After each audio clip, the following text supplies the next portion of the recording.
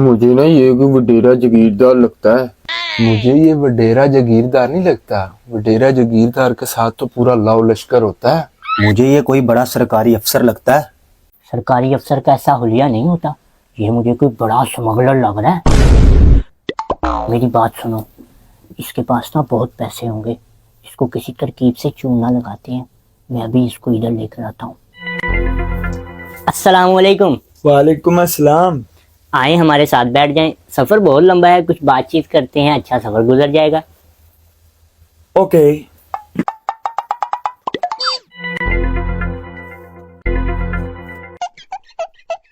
कोई खेल खेलते हैं, सफर भी अच्छा गुजरेगा इस तरह। Okay fine. हम चारों आपको एक एक किस्सा सुनाएंगे। अगर आपने कहा कि झूठ है, आपके पास जो कुछ भी है आप हमें दे देंगे। बोले मंजूर है? ठीक है, तुम चारों का किस्सा सुनने के बाद मैं भी आपको एक किस्सा सुनाऊंगा। अगर आपने कहा कि झूठ है तो तुम्हारे पास जो भी सामान है वो मुझे देना पड़ेगा। मंजूर है। मेरे दादा के पास ना 20 हवाई जहाज थे। दही लेने जाते थे ना, जहाज निकालते थे और 20 करोड़ रुपए का तेल लगता था। हमारा घर इतना बड़ा था कि वॉशरूम में जाना ना ट्रेन करवा के जानी है। मैं घर की सूखी रोटियां बेचने जाता था ना, लैम्बोर्गिनी निकालता था। और अब मेरे पास 10 रुपए भी नहीं है। बताओ तुम, ये झूठ है कि सच है? बात तो तुम्हारी ठीक है और तुम तो शक्ल से भी नांगे ही लग रहे हो। मैं ना 3 माह का था। मेरी अम्मी ने मुझे झूले में लटाया हुआ था।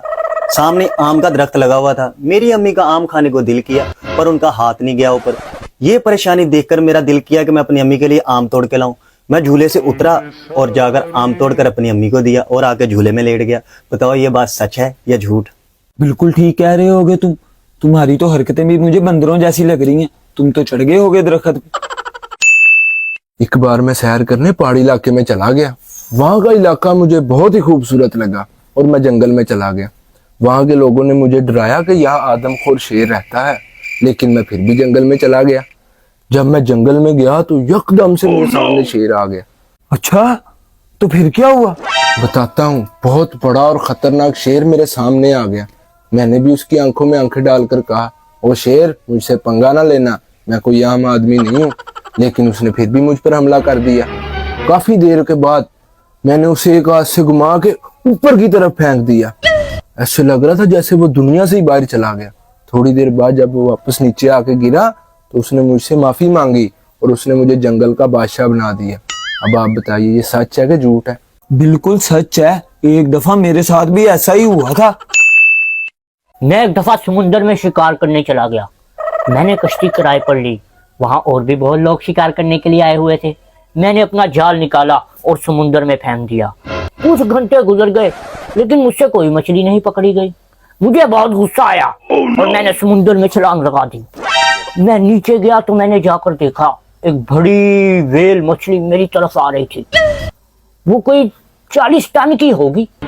मैंने सोचा इसका शिकार करता हूँ और खूब गोश्त खाऊंगा, लेकिन वो बहुत ताकतवर थी। वो मेरी तरफ आई, मैं उसकी तरफ गया।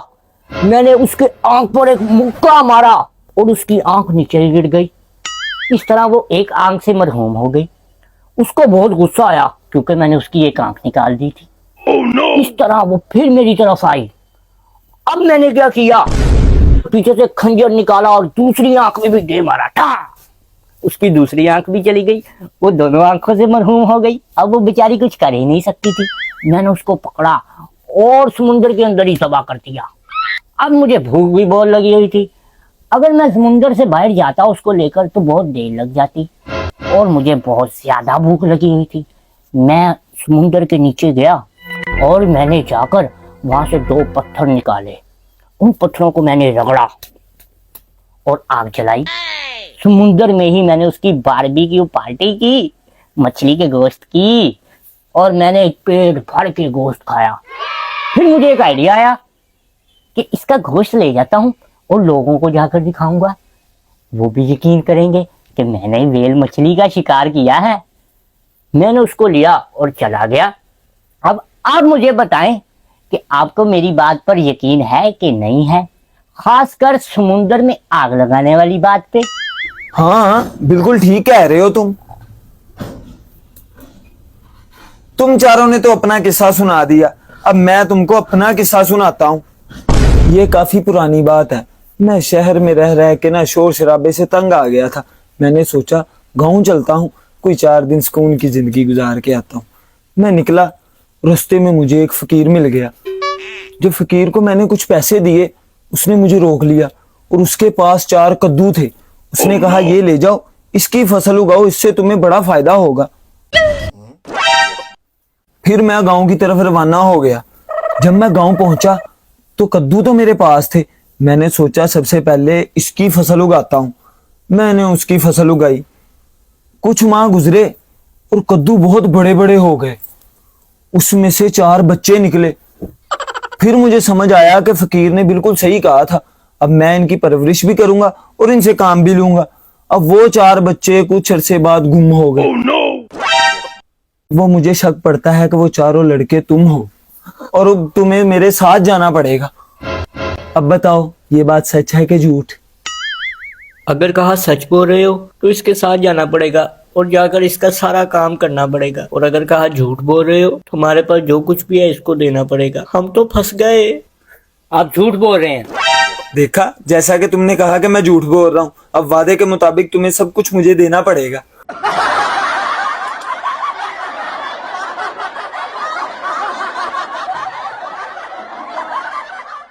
सौ सोनार की, 1 लोहार की।